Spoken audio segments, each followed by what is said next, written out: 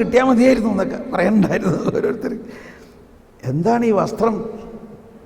നിങ്ങളെ സംബന്ധിച്ച് പുതിയ ജീവനാണത്. അങ്ങനെ പുതിയ വസ്ത്രം കിട്ടിയാൽ അതിൽ നിന്നൊരു കഷ്ണം മുറിച്ച് പഴയതുമ വെച്ചുകൊണ്ട് നടക്കും ഇവിടെ ആരെങ്കിലും? പറയും. നിങ്ങൾക്കൊരു പുതിയ ചൂടിദാർ കിട്ടിയാൽ അതിൽ നിന്നൊരു കഷ്ണം മുറിച്ചെടുത്ത് പഴയതുമ ഒട്ടിച്ചു വെച്ചുകൊണ്ട് നടക്കുമോ? കർത്താവ് എൻ്റെ ഉദാഹരണങ്ങൾ നോക്കി. പക്ഷേ ഇത് അവിടെ ഉണ്ടായിരുന്ന ചേട്ടന്മാർക്കൊന്നും മനസ്സിലായില്ലെന്നാണ് തോന്നണേ. അതുകൊണ്ട് ചേട്ടന്മാർക്ക് പറ്റിയൊരു ഉദാഹരണം പറയാണ്. പുതിയ വീഞ്ഞ് പഴയ തോൽക്കുടത്തിൽ ഒഴിച്ച് വെക്കാറില്ല. അത് നമുക്കും മനസ്സിലാവില്ല, ഇല്ലേ? അപ്പോൾ ഇതൊക്കെ ആ കാലഘട്ടത്തിലെ പശ്ചാത്തലത്തും കൂടി മനസ്സിലാക്കുമ്പോഴാണ്. ഒരാളും അങ്ങനെ ചെയ്യില്ല, അതെല്ലാവർക്കും അറിയാവുന്നതാ. പുതിയ വീഞ്ഞ് പഴയ തോൽക്കുടത്തിൽ ഒഴിച്ചാൽ തോൽക്കുടം പൊട്ടും. അതിങ്ങനെ ഞാൻ കണ്ടിട്ടുണ്ട്. അത് ഭയങ്കര വീര്യമാണ്, ഇങ്ങനെ പതഞ്ഞ് പൊങ്ങും. തോൽക്കുടത്തെ ഭേദിച്ച് തോൽക്കുടം പൊട്ടിപ്പോവും, വീഞ്ഞും പോവും. എന്നോട് ക്ഷമിക്കണം ഞാനിങ്ങനെ പറഞ്ഞാൽ. എന്താ ഞാൻ പറയാൻ പോണത്? നമ്മൾ ഇങ്ങനെയാ ചെയ്യുന്നത്. നമ്മൾ ഈ പഴയ വസ്ത്രം ഇപ്പോഴും മാറ്റിയിട്ടില്ല. കർത്താവ് മിശിഹ വന്ന് പരിശുദ്ധാത്മാവിനെ നൽകി. അതാണ് പുതിയ വസ്ത്രം. അത് കിട്ടിയിട്ടും മോശ നൽകിയ ആ പ്രമാണങ്ങളും ആ പഴയ ഉടമ്പടിയെയും മുറുകെ പിടിച്ചുകൊണ്ട് നമ്മളിപ്പോഴും ഇരിക്കുകയാണ്. അപ്പോൾ പ്രമാണങ്ങൾ വേണ്ടേ? പ്രമാണങ്ങൾ വേണം. പക്ഷെ പ്രമാണങ്ങൾ പാലിക്കണമെങ്കിൽ ആര് വേണം? പരിശുദ്ധാത്മാവ് വേണം. നമ്മുടെ ശക്തി കൊണ്ട് ആർക്കും പ്രമാണം പാലിക്കാൻ പറ്റൂല.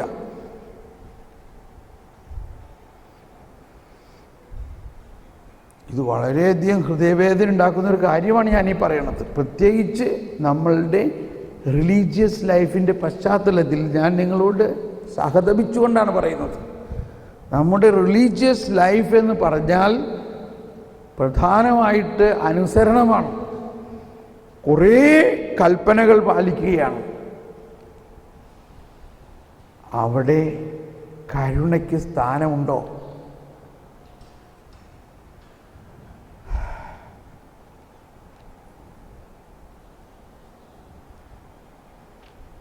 അവിടെ ഫോർമേഷനാണ്. ആരാണ് ഫോർമേറ്റർ?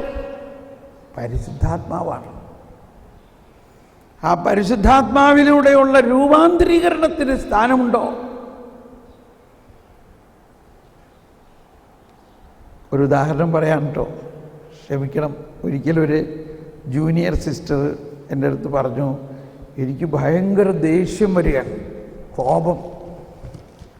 അപ്പോൾ നിസാര കാര്യത്തിന് ഞാനങ്ങ് പൊട്ടിത്തെറിക്കും, പലതൊക്കെ എടുത്ത് വലിച്ചെറിയും ഡൈനിങ് ടേബിളിൽ നിന്നൊക്കെ.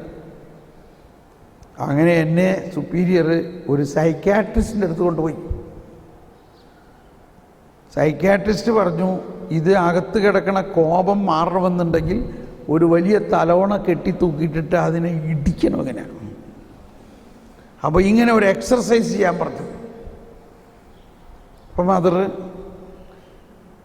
ജൂനിയർ സിസ്റ്ററോട് പറഞ്ഞു, അങ്ങനെയാണെങ്കിൽ ഏത് സമയത്ത് ഇത് ചെയ്യാം? സമയമില്ലല്ലോ നമുക്ക്. ബാക്കി സമയത്ത് ജോലി, പഠനം, കോളേജ് ഇതൊക്കെ വിട്ടിട്ട് ഏത് സമയത്താണ് ചെയ്യാം? പിന്നെ ആകെ കൂടി ഒരു സമയമുള്ളത് പേഴ്സണൽ പ്രെയർ നടത്തുന്ന സമയമാണ്. അപ്പോൾ അവരോട് പറഞ്ഞു, നീ പ്രാർത്ഥനയുടെ സമയത്ത് ഹാളിൽ വരണ്ട, അവിടെ പോയി ഈ എക്സർസൈസ് ചെയ്തോ. എന്താ? ഇടിയോട് ഇടി. എന്തിനാ ഇടിക്കണം? നല്ലോണം. എന്നോട് ക്ഷമിക്കണം കേട്ടോ.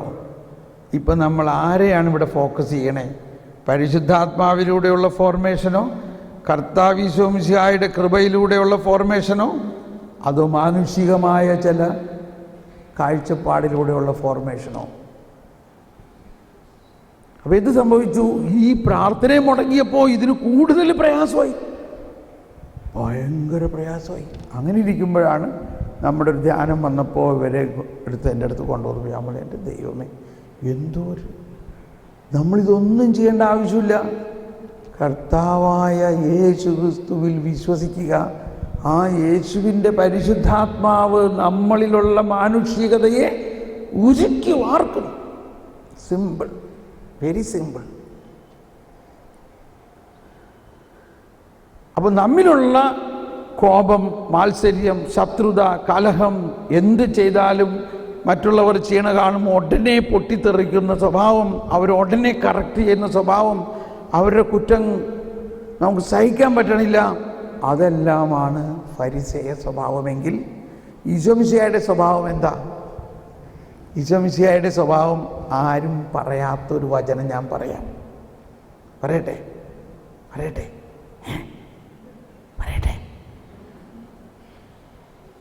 വളരെ ബുദ്ധിമുട്ടാണ് ഇത് പ്രാവർത്തികമാക്കാൻ. യേശയ്യ ഇതിനെക്കുറിച്ചൊരു പറഞ്ഞിട്ടുണ്ട്. യേശയ്യ 42-ാം അധ്യായത്തിൽ 18 മുതൽ 20 വരെ. യേശയ്യ 42-ൽ വരാനിരിക്കുന്ന കർത്താവിൻ്റെ ദാസനായ ഈശോമിശിഹായെക്കുറിച്ചുള്ള സ്വഭാവം, ആ ഈശോമിശിഹ എങ്ങനെയുള്ള സ്വഭാവമായിരിക്കും എന്ന് പറഞ്ഞിട്ടുണ്ട്. ഈശോയെ അനുകരിക്കുന്നവരാകാൻ ശ്രമിക്കുമെങ്കിൽ ഇങ്ങനെ ഒന്ന് പരീക്ഷിച്ച് നോക്കും. എല്ലാവരും എടുത്തേ, ഇപ്പോൾ വായിക്കല്ലേ, എല്ലാവരും ഒന്ന് എടുത്ത് ഇവിടുത്തെ ലൈറ്റൊക്കെ ഒന്ന് ഓൺ ചെയ്യാമോ? വായിക്കട്ടെ. 42-ാം അധ്യായത്തിൽ 18, 19, 20 വായിച്ചോളൂ. ബധിരരെ കേൾക്കുവിൻ, അന്ധരെ കേൾക്കുവിൻ, അന്ധരെ നോക്കി കാണുവിൻ. എന്റെ ദാസനല്ലാതെ ആരുണ്ട് കുരുടനായി? ഞാൻ അയക്കുന്ന ദൂതനെ പോലെ ബധിരനാരുണ്ട്? എന്റെ വിശ്വസ്തനെ പോലെ കർത്താവിന്റെ ദാസനെ പോലെ കുരുടനായി ആരുണ്ട്? അവൻ കണ്ടിട്ടും കാണുന്നില്ല, കേട്ടിട്ടും കേൾക്കുന്നില്ല. കർത്താവ് തന്റെ നീതിയെ പ്രതി നിയമത്തെ ഉത്കൃഷ്ടമാക്കാനും മഹത്വപ്പെടുത്താനും പ്രീതി കാണിച്ചു. ഇനി എല്ലാവരും ഒന്ന് ഏറ്റു പറഞ്ഞ് ശബ്ദമുയർത്തി ഒന്ന് പറഞ്ഞേ, വീണ്ടും പറഞ്ഞേ. 18, 19, 20 എല്ലാവരും ശബ്ദമുയരട്ടെ. ബധിരരെ കേൾക്കുവിൻ, അന്ധരെ നോക്കി കാണുവിൻ. എന്റെ ദാസനല്ലാതെ ആരുണ്ട് ബധിരനായി? ഞാൻ അയക്കുന്ന ദൂതനെ പോലെ ബധിരനാരുണ്ട്? എന്റെ വിശ്വസ്തനെ പോലെ കർത്താവിന്റെ ദാസനെ പോലെ കുരുടനായി ആരുണ്ട്? അവൻ കണ്ടിട്ടും കാണുന്നില്ല, കേട്ടിട്ടും കേൾക്കുന്നില്ല. കർത്താവ് തന്റെ നീതിയെ പ്രതി നിയമത്തെ ഉത്കൃഷ്ടമാക്കാൻ മഹത്വപ്പെടുത്താൻ പ്രീതി കാണിച്ചു. ഇതാരെക്കുറിച്ചാണ് പറയുന്നത്?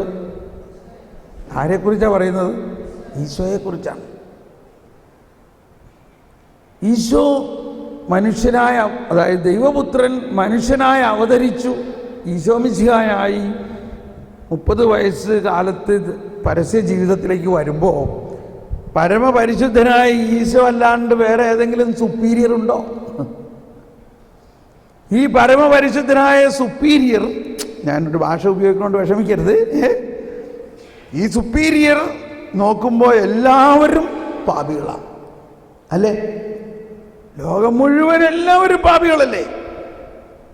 ഈ ഈശോ ഇവരുടെ എല്ലാവരുടെയും പാപം നോക്കി പറഞ്ഞു, നീ അത് ചെയ്യണം, ശരിയല്ല, നീ ഇത് തെറ്റാണ് ചെയ്യണം, ഇതെന്താ അങ്ങനെ ചെയ്യണം, ഇതെന്താ ഇങ്ങനെ ചെയ്യണം, ഇതെന്താ ഇങ്ങനെ ചെയ്യണം, ഇങ്ങനെ ചെയ്യരുത് പലത് പറഞ്ഞോ? എന്താ പറയണേ? അവൻ കണ്ടിട്ടും കാണുന്നില്ല. പള്ളി പറഞ്ഞാൽ മതി എന്ന് പറഞ്ഞാൽ അതിൻ്റെ അർത്ഥം നിങ്ങൾക്ക് അറിയോ? നിങ്ങളുടെ നാട്ടിൽ പറയണ്ടാവില്ല. നിങ്ങളുടെ നാട്ടിൽ പറയാറുണ്ടോ? അതെ, പള്ളി പറഞ്ഞാൽ മതി എന്ന് പറഞ്ഞാൽ നടക്കണ കാര്യമല്ല എന്ന്.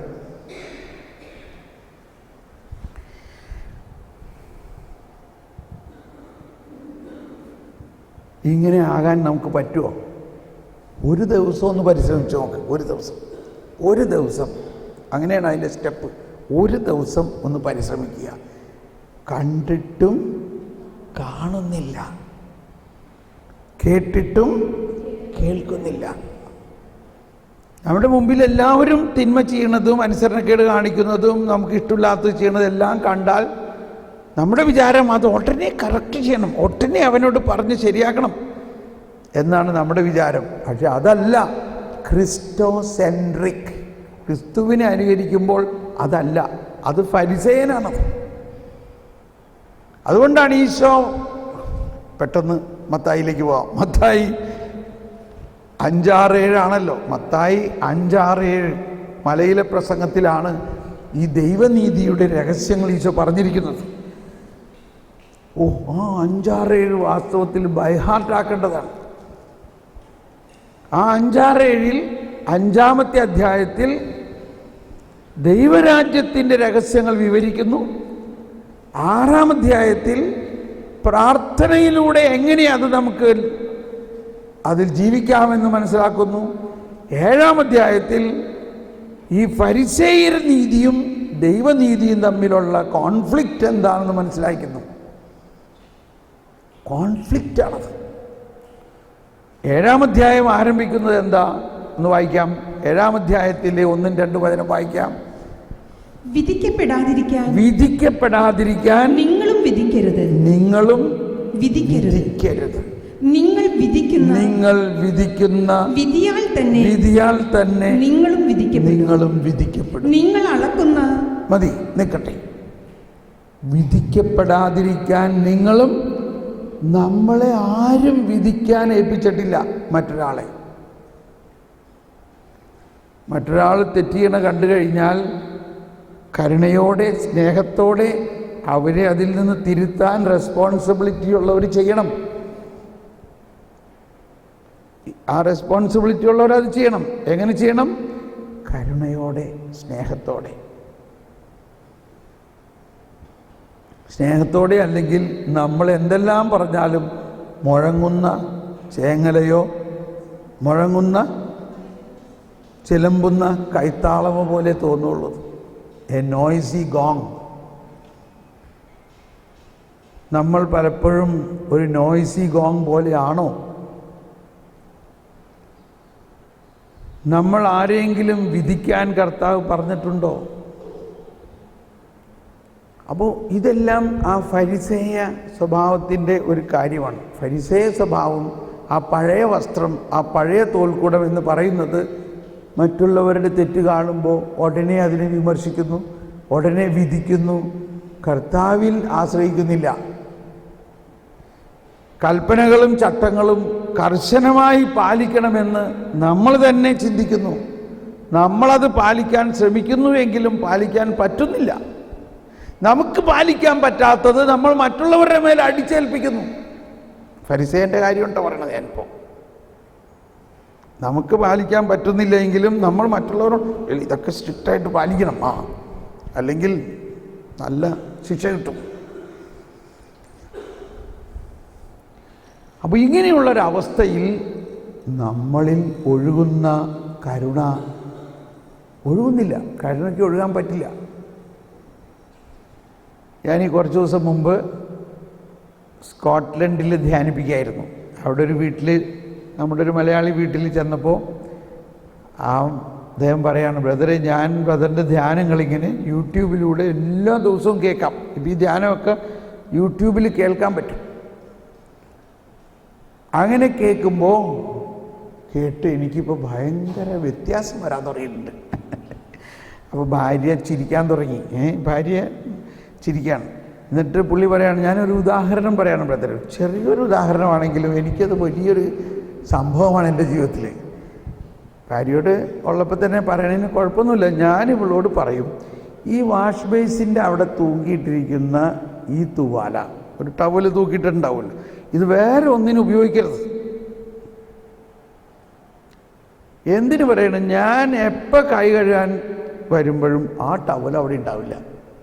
അത് അവൾ മേശ തുടയ്ക്കാൻ എടുത്തിട്ടുണ്ടാവും, വേറെ അത് എനിക്കങ്ങ് എൻ്റെ തലയിൽ എന്തോ ഒരു പിരി കയറണ മാതിരിയാണത്. നിസ്സാര കാര്യമാണ്.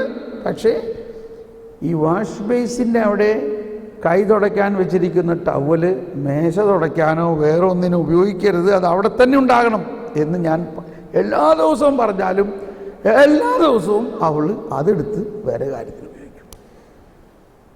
എനിക്കങ്ങ് തലയിൽ എന്തോ ഇരച്ചു കയറുന്ന മാതിരിയാണ്. ഞാൻ അങ്ങ് ദേഷ്യപ്പെടും അവളോട്. വല്ല കാര്യമുണ്ട് ഈ നിസ്സാര കാര്യത്തിന് ഞാൻ എൻ്റെ തനി നിറം അങ്ങ് കാണിക്കും. ഞാൻ അവളെ കുറേ അങ്ങ് വഴക്ക് പറയും. അവളങ്ങ് കരയാൻ തുടങ്ങി. നിസ്സാര കാര്യത്തെ ചൊല്ലി മിക്കവാറും ദിവസങ്ങളിൽ ഞങ്ങൾ വഴക്കാം. എന്തിന്? ഈ ടവല്. പക്ഷേ ബ്രദറേ, ആ യേശയ്യ 42:18-20 ബ്രദർ പറഞ്ഞത് കേട്ട് കഴിഞ്ഞിട്ട് ഭയങ്കര ആശ്വാസമായി. ഇപ്പോൾ ഞാൻ ആ വചനത്തിലാണ്. കണ്ടിട്ടും കാണുന്നില്ല. അവൻ പറയാണ് ഇപ്പോൾ ഞാൻ, അവളത് അങ്ങനെ തന്നെ ചെയ്യണത്, പക്ഷെ എനിക്കൊരു വിരോധമില്ല.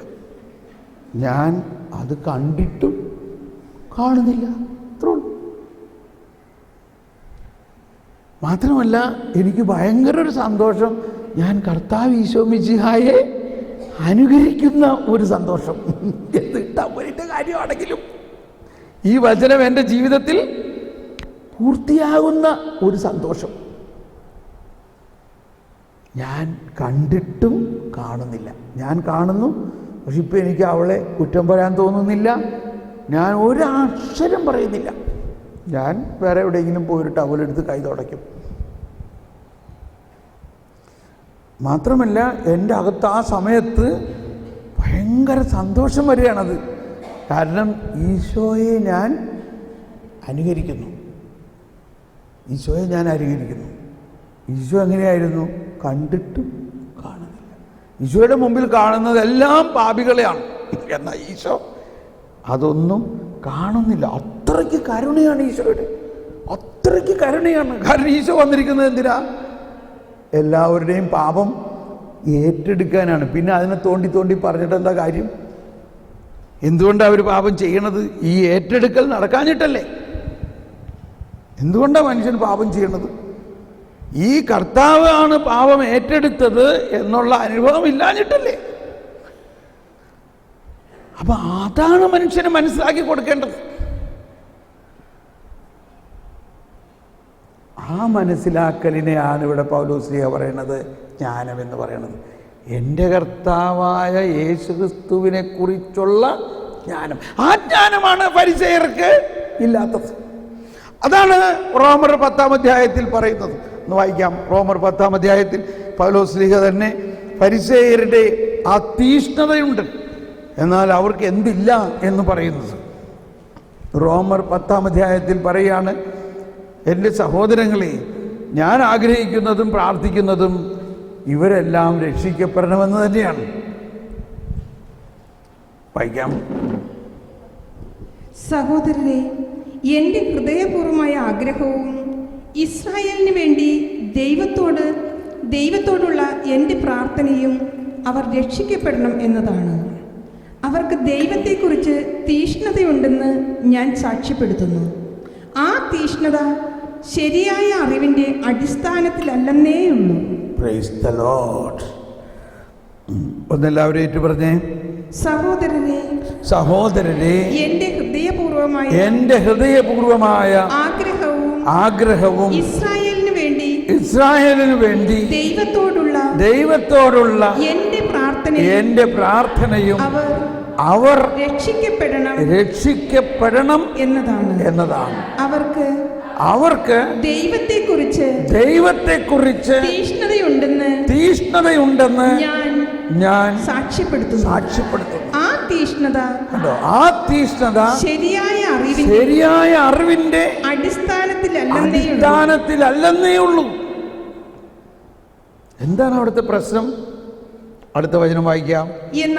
എന്തെന്നാൽ ദൈവത്തിന്റെ നീതിയെക്കുറിച്ച് അവർ അജ്ഞരാകൊണ്ടും തങ്ങളുടെ തന്നെ സ്ഥാപിക്കാൻ വ്യഗ്രത കാണിക്കുന്നത് കൊണ്ട് ദൈവനീതിക്ക് അവർ കീഴ്വഴങ്ങുന്നില്ല. വിശ്വസിക്കുന്ന ഏതൊരു എല്ലാവരും ശബ്ദമുയർത്തി വിശ്വസിക്കുന്ന ഏവർക്കും നീതീകരിക്കപ്പെടുന്നതിന്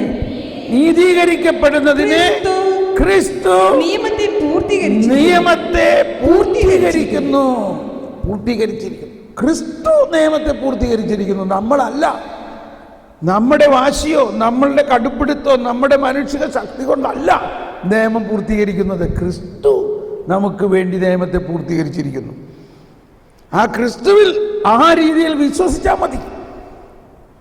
മറിച്ച് നമ്മൾ പറയാൻ കുട്ടി എത്ര പ്രാവശ്യം പറഞ്ഞിട്ടുള്ളതാണ് ഇത് പാലിക്കണമെന്ന്, ഇനി ഇങ്ങനെ പാലിക്കാതിരിക്കുകയാണെങ്കിൽ വീട്ടിൽ പറഞ്ഞു വിടുട്ടോ. ഇപ്പൊ നമ്മൾ കുട്ടീനെ വീട്ടിൽ പറഞ്ഞു വിടുക മാത്രമല്ല, നമ്മുടെ വിശ്വാസത്തിൻ്റെ പൊള്ളത്തരം പ്രഖ്യാപിക്കുകയാണ്. പൊള്ളത്തരം എന്ന് പറഞ്ഞാൽ എൻ്റെ ഓപ്പോസിഷൻ. നമ്മുടെ വിശ്വാസ പ്രമാണം എന്താണ്? കർത്താവായ യേശു വിശ്വസിക്കുന്നു, ആ യേശു ക്രിസ്തു നമുക്ക് വേണ്ടി പാപം സഹിച്ചു ഒരു മാമോദീസായിലൂടെ എല്ലാ പാപങ്ങളും ക്ഷമിച്ചു, ഇതൊക്കെ വിശ്വസിക്കുന്നു. പക്ഷെ ആ വിശ്വാസ പ്രമാണം പറഞ്ഞിട്ട് പിന്നെ പറയാണത് മര്യാദയ്ക്ക് അല്ലെങ്കിൽ വീട്ടിൽ പറഞ്ഞു വിട്ടാ. അതേത് വിശ്വാസ പ്രമാണമാണ്? അതേത് വിശ്വാസ പ്രമാണമാണ്?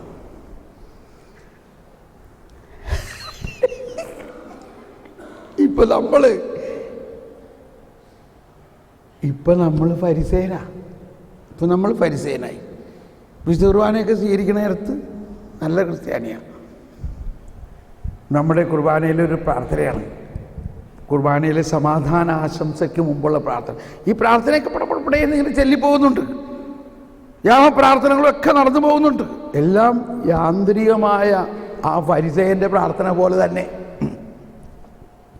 ഇപ്പൊ കണ്ടോ, ഞാനൊരു ഫരിസേയൻ തന്നെയല്ല. ഇപ്പം എന്നോട് ക്ഷമിക്കണേ കർത്താവേ, നിങ്ങൾ എന്നോട് ക്ഷമിക്കണേ.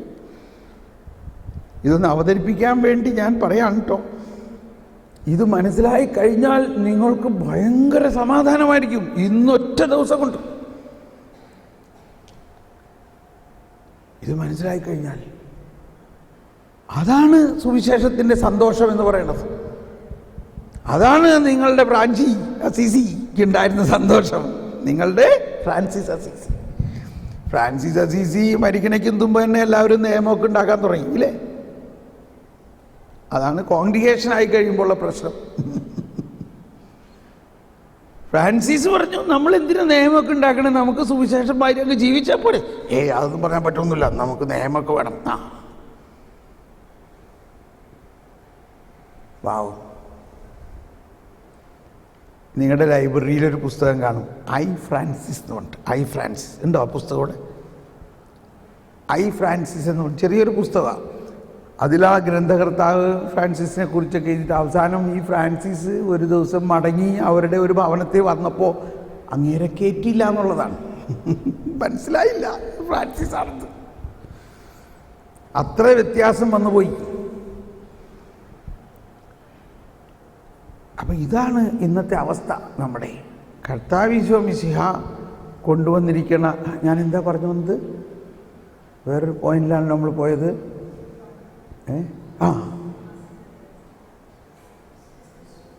അവിടെ ഗ്യാപ്പായല്ലോ. കുർബാനയിലൊരു പ്രാർത്ഥന, സമാധാന ആശംസ നൽകുന്നതിന് മുമ്പുള്ള പ്രാർത്ഥനയുണ്ടോ? വളരെ മനോഹരമായ പ്രാർത്ഥന. ഞാനത് ആദ്യം ഇംഗ്ലീഷിൽ പറയാം. O Lord Jesus Christ, don't look at our sins, but look at the faith of your church and grant us peace.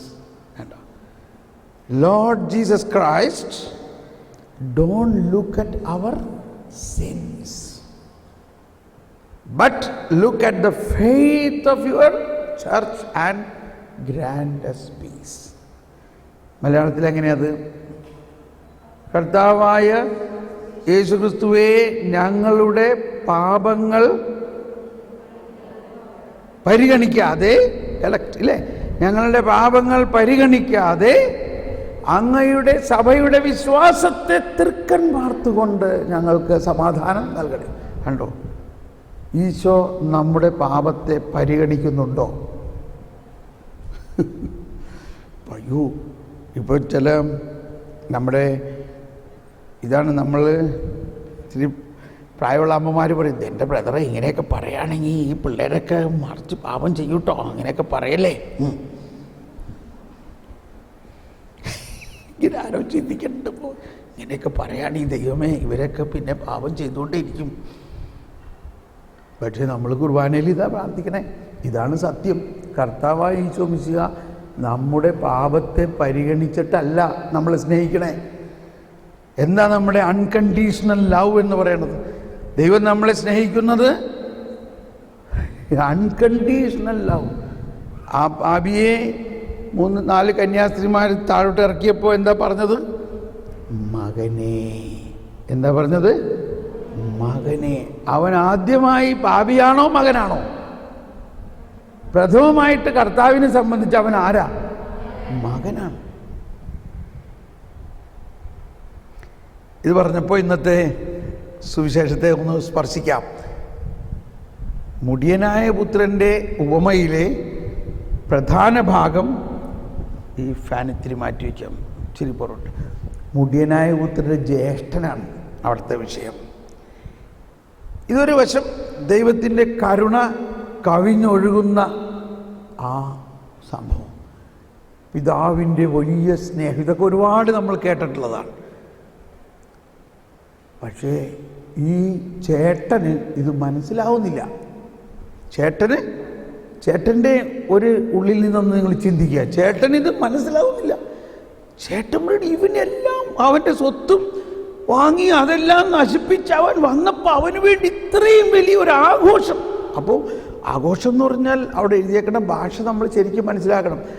അവന് വേണ്ടി മുഴുത്ത കാളയെ വെട്ടി എന്ന് പറഞ്ഞാൽ ഇസ്രായേലിൻ്റെ ഒരു ഭാഷയിൽ വലിയ കാളയെ വെട്ടി എന്ന് പറഞ്ഞാൽ ഒരു വീട്ടിലെ ഏറ്റവും വലിയ ഒരാഘോഷമാണ്. ഇപ്പം നമ്മുടെ വീട്ടിൽ ഒരു കല്യാണം, നമ്മുടെ വീട്ടിലൊരു കല്യാണം ഉണ്ടെങ്കിൽ അതല്ലേ നമ്മുടെ ഏറ്റവും വലിയ ആഘോഷം. അപ്പോൾ നമ്മൾ എന്തു ചെയ്യും? കാളയെ വെട്ടി കാളയിറച്ചിയും റെഡ് മീറ്റ് ഫെസ്റ്റിവൽ. ഇപ്പം നമ്മൾ ഞായറാഴ്ച ഉണ്ട്, അതുകൊണ്ട് ഇറച്ചി ഉണ്ടാവും. അതുകൊണ്ട് ഞായറാഴ്ച ആഘോഷമാണ്. അന്ന് ഇറച്ചി ഉണ്ടാവണം. ഇറച്ചി ഉണ്ടായാലേ ഞായറാഴ്ച ആവുള്ളൂ. അതിൻ്റെ ഫിനോമിന എന്താണെന്ന് വെച്ചാൽ അതൊരു സെലിബ്രേഷൻ്റെ ദിവസമാണ്. ഞാനൊരു കുറ്റം പറയല്ല, സെലിബ്രേഷൻ. അപ്പോൾ വലിയ കാളയെ വെട്ടി എന്ന് പറഞ്ഞാൽ അതിൻ്റെ അർത്ഥം ഹൈ ഫീസ്റ്റ് എന്നർത്ഥം. High feast, സോളം celebration. പക്ഷേ ഈ ചേട്ടന് ഇത് മനസ്സിലാവുന്നില്ല. അവൻ്റെ പ്രശ്നം അതാണ്, അത് മനസ്സിലാവുന്നില്ല. ചേട്ടൻ പറയും, ഇത് എന്താണിത്? ഒന്ന് നോക്കി, ഈ ചേട്ടൻ ആ വീട്ടിലെ ചേട്ടനല്ലേ, മൂത്ത മകനല്ലേ, അവനറിയാണ്ടൊരു സെലിബ്രേഷൻ എങ്ങനെയാ അവിടെ ഉണ്ടാവണേ?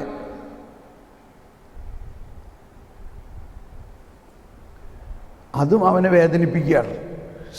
ഞാൻ ഈ മൂത്ത മകനായിട്ട് ഇവിടെ ഇരുന്നിട്ട് എന്നോട് ചോദിക്കാണ്ട് എൻ്റെ വീട്ടിൽ ഇത്രയും വലിയൊരു സെലിബ്രേഷൻ. അവന് മനസ്സിലാവണില്ല. അവൻ അകത്ത് പ്രവേശിക്കാണ്ട് പുറത്ത് തന്നെ ഇരിക്കുകയാണ്. ഇതാണ് ഫരിസേയ സ്വഭാവത്തിൻ്റെ ആദ്യത്തെ സിറ്റുവേഷൻ. ഇതാണ് അവനിലുള്ള ഫരിസേയ സ്വഭാവം. ആ ഉപമ ആരംഭിക്കുന്നത് എങ്ങനെയാ? നമ്മളിന്ന് വായിച്ചല്ലോ, ഫരിസേയർ അവനെ നോക്കി പിറുപിറുത്തുകൊണ്ടിരുന്നു. എന്നിട്ട് അടുത്ത വചനമാണ്, ഈശോ അവരോട് ഒരു ഉപമ പറഞ്ഞു. ആരോട് പറഞ്ഞു? ഫരിസേയരോടാണ് ഈ ഉപമ മുഴുവനും പറയുന്നത്. ഈശോ അവരോട് ഒരു ഉപമ പറഞ്ഞു. 3 ഉപമയാണ് അതിലുള്ളത്. 1 കാണാതെ പോയ ആട്, 2 കാണാതെ പോയ നാണയം, 3 കാണാതെ പോയ മകൻ. ഇത് 3ഉം വാസ്തവത്തിൽ ഈ ഫരിസേയ സ്വഭാവത്തിൻ്റെ ആ ഡെഡ്നെസ്, ആ മർത്യതയാണ് മനസ്സിലാക്കുന്നത്. ഫരിസേയ സ്വഭാവത്തിലുള്ള ജീവനില്ലായ്മയാണ് മനസ്സിലാക്കിക്കുന്നത്. കാണാതെ പോയ ആട് കാണാതെ അങ്ങ് ദൂരെ പോയി. ഒരാട് ആടിൻ്റെ ഒരു പശ്ചാത്തലം മനസ്സിലാക്കണം. ഇസ്രായേലിൽ മിക്ക വീടുകളിലും ആടുകളുണ്ട്. ഈ ഫരിസേയരുടെയൊക്കെ വീടുകളിൽ ആടുകളുണ്ട്. അതിനിടയനെ വെച്ചിട്ടുണ്ട്. അവർ രാവിലെ ആടിനെയും കൊണ്ട് മരുഭൂമി താണ്ടി പച്ചപ്പുല്ലുള്ള സ്ഥലങ്ങളിലേക്ക് പോകും. വൈകുന്നേരം ആകുമ്പോഴേക്കും തിരിച്ചു വരണം, മരുഭൂമി കടന്നിട്ട് വരണം. നോക്കുമ്പോൾ എന്താ, ഇടയ്ക്ക് വെച്ച് നോക്കിയപ്പോൾ ഒരാടിനെ കാണാനില്ല. അപ്പോൾ അയാൾ ആ ആടിനെ കണ്ടുകിട്ടാതെ തിരിച്ചു വരില്ല.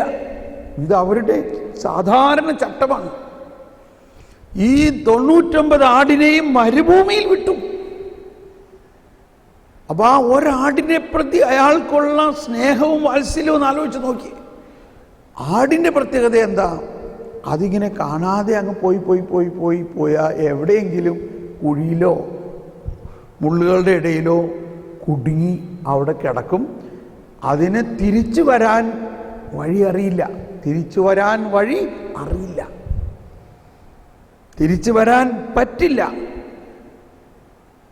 ഇടയൻ്റെ സഹായമില്ലാതെ അതിന് വരാൻ പറ്റില്ല എന്ന് ഇടയന് ശരിക്കറിയാവുന്നത് കൊണ്ട്, എന്നാൽ ഇടയനറിയോ ഇത് എവിടെയാണെന്ന്? ഇടയനോട് പറഞ്ഞിട്ടാണോ പോയത്? എന്തോ ഒരു പ്രശ്നമൊന്നും ആലോചിച്ച് നോക്കി. ഈ ഇടയൻ വളരെ വേദനയോടെ അവിടെയൊക്കെ അന്വേഷിച്ച് സന്ധ്യയാകാറായി. എൻ്റെ ആടെവിടെ? അപ്പോൾ ഓരോ ഇടയനും ചില ശബ്ദമുണ്ട്. ആ ശബ്ദം കേട്ടാൽ ആടിന് ഉടനെ റെസ്പോണ്ട് ചെയ്യുന്നുള്ളതാണ്. ചില ഇടയന്മാർ ഇങ്ങനെയൊക്കെ ശബ്ദമായിരിക്കും. അപ്പോൾ ഓരോ ഇടയൻ്റെ ഒരു ശബ്ദമുണ്ട്. അതാണ് ഇടയൻ്റെ ശബ്ദം കേൾക്കുമ്പോൾ ആട് ഇടയൻ അന്വേഷിച്ച് നടക്കാണ്. പക്ഷേ അങ്ങനെ കുറെ കഴിഞ്ഞപ്പോൾ സമാധാനമായി. എല്ലാവരും കണ്ടു കിട്ടി. എന്തൊരു ഫീലായി നോക്കിയത്. ഉടനെ അടുത്തുനിന്നപ്പോൾ എന്തോ പാവം എന്നീശോ, അതവിടെ കുഴിയിൽ കുടുങ്ങി കിടക്കുകയാണ്. ഇടയനെ കണ്ട വഴി എന്ന് പറഞ്ഞാൽ ഭയങ്കര സന്തോഷമായി. ഇടയൻ ആ ആടിനെ കോരിയെടുത്ത് വല്ല വഴക്ക് പറഞ്ഞു തോളിലേറ്റി കൊണ്ടുവന്നു. എന്നിട്ട് പറയാണ്, ഇടയന് ഭയങ്കര സന്തോഷമായി. ഇടയൻ എല്ലാവരോടും പറയാൻ തുടങ്ങി, എൻ്റെ കാണാതെ പോയ ആടിനെ എനിക്ക് കണ്ടുകിട്ടി. എന്നിട്ടാണ് ഈശോ പറയുന്നത്, എന്ന പോലെ ഓരോ ആത്മാവിനെയും പ്രതി സ്വർഗത്തിൽ മാലാഖമാർ വളരെയധികം സന്തോഷിക്കും. അപ്പോൾ ഇത് ഈ കാണാതെ പോയ മകൻ, വഴിതെറ്റിപ്പോയ ഇളയ മകനാണ് ഇവിടുത്തെ കഥാപാത്രം. ഇനി രണ്ടാമത്, കാണാതെ പോയ നാണയം. എവിടെ കാണാതെ പോയേക്കണത്? പുറത്താണോ? അല്ല, കാണാതെ പോയേക്കണത് അകത്താണ്. അത് ഈ മൂത്ത മകൻ്റെ കാര്യമാണ്. മൂത്ത മകൻ അപ്പൻ്റെ കൂടെ തന്നെയല്ലേ? മൂത്ത മകൻ ജനറലേറ്റിലാണ്.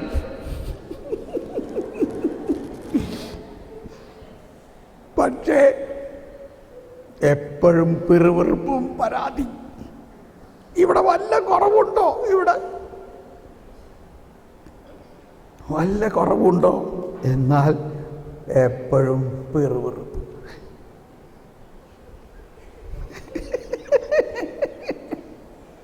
എനിക്ക് നിങ്ങളെ ആരെയും അറിഞ്ഞൂടട്ടോ ദൈവാധീനത്തിൽ. അതുകൊണ്ട് ഞാൻ ആരെയും ലക്ഷ്യം വെച്ചുകൊണ്ടല്ല പറയണത്. എങ്കിലും ഒരു പിതൃഭവനത്തിലാണെങ്കിലും വീട്ടിൻ്റെ ഉള്ളിൽ തന്നെ ആളെ കാണാനില്ല, നഷ്ടപ്പെട്ട അവസ്ഥ. പക്ഷെ അവിടെയും ദൈവം ഇവൾ മുഴുവൻ അടിച്ചു വാരുക എന്ന് പറഞ്ഞാൽ അവിടെ എല്ലാം അന്വേഷിച്ച് ആ കാണാതെ പോയ നാണയത്തിനെ പ്രതി അവൾ വേദനിച്ച് അന്വേഷിച്ച് എല്ലാം അടിച്ചു വാരി ആ പൊടിയെല്ലാം തൂത്തെടുത്തതിൻ്റെ അതിൻ്റെ ഇടയിൽ സാധനം കിടക്കുന്നുണ്ട്. ആ പൊടിയെല്ലാം തൂത്തെടുക്കണതിൻ്റെ ഇടയിൽ നാണയം കണ്ടുകിട്ടി. ഭയങ്കര സന്തോഷമായി. അവളും പ്രഘോഷിച്ചു, കണ്ടോ എൻ്റെ കാണാതെ പോയ നാണയം കണ്ടുകിട്ടി. ഇത് വാസ്തവത്തിൽ ആരാ? അത് മൂത്ത മകനാ. ഇനി ഈ ആദ്യം കാണാതെ പോയ ആള് പാപി, ഇളയ മകൻ. വീടിൻ്റെ അകത്ത് തന്നെ കാണാതെ പോയ മൂത്ത മകൻ ആര്? ഫരിസേയരാണ്. അത് ഈ ഫരിസേയരെ കുറിച്ചാണ് പറയണേ. ഇനി വീണ്ടും വരിക. ആ മൂത്ത മകൻ ദേഷ്യപ്പെട്ടു, ഭയങ്കര ദേഷ്യം. എന്തുകൊണ്ടാണ് ദേഷ്യം? നിയമമാണ് അവൻ നോക്കണത്. അവൻ നോക്കണ നിയമം. ഇവൻ അവൻ്റെ സകല അവകാശവും വിട്ടു പോയി വേശ്യകളോടൊപ്പം ഇതെല്ലാം നശിപ്പിച്ചിട്ട് തിരിച്ചു വന്നപ്പോൾ അവനെ ഇതേമാതിരി ആഘോഷിക്കേണ്ട കാര്യം എന്താ? ഇവന് ദേഷ്യം കയറണം. ഇപ്പോൾ മനസ്സിലായോ നമുക്ക് ദേഷ്യം കയറുന്നതിൻ്റെ കാര്യം? മറ്റുള്ളവർ നമ്മുടെ ആരെങ്കിലും ആയിക്കൊള്ളട്ടെ തെറ്റ് ചെയ്യണ കണ്ടാൽ നമുക്ക് എന്ത് തോന്നും? ഉടനെ ദേഷ്യം കയറും. ആദ്യം നമുക്ക് തോന്നുന്നത് ദേഷ്യമാണ്. അത് ക്രിസ്തു സ്വഭാവമല്ല, അതാണ് ഫരിസേയ സ്വഭാവം. അതാണ് നമ്മുടെ പഴയ മനുഷ്യൻ. ആ ദേഷ്യം കയറിയാൽ, ദേഷ്യം തോന്നിയ ഉടനെ അത് ടാപ്പ് അടയ്ക്കണമാതിരി കരുണയുടെ പ്രവാഹം നിലച്ചു. കരുണയുടെ പ്രവാഹം നിലച്ചു. പരിശുദ്ധാത്മാവിൻ്റെ പ്രവർത്തനം നിർവീര്യമായി. മതിയായില്ലേ?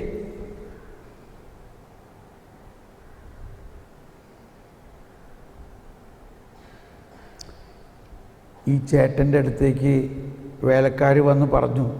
വേലക്കാർക്കൊക്കെ ഭയങ്കര സന്തോഷം, നിന്റെ അനിയൻ മടങ്ങി വന്നിരിക്കണം, അതുകൊണ്ട് നിന്റെ അപ്പച്ചന് ഭയങ്കര സന്തോഷമാണ്, അവനെ ജീവനോടെ കിട്ടി എന്നുള്ളതിലാണ് സന്തോഷം. അവനെന്തിനാ തിരിച്ചു വന്നേ? അവൻ്റെ സകലതും നേടി പോയതല്ലേ?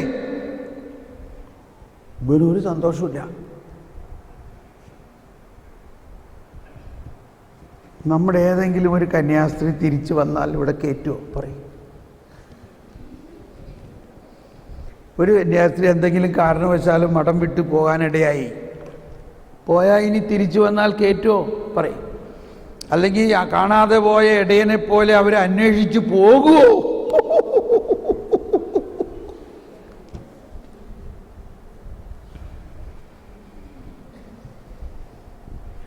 ഇതിലൊക്കെ എന്തെങ്കിലും മാറ്റം വരുത്താൻ സാധിക്കുകയാണെങ്കിൽ ആര് മാറ്റം വരുത്താൻ പറ്റും? പരിശുദ്ധാത്മാവ് തന്നെ പറ്റും.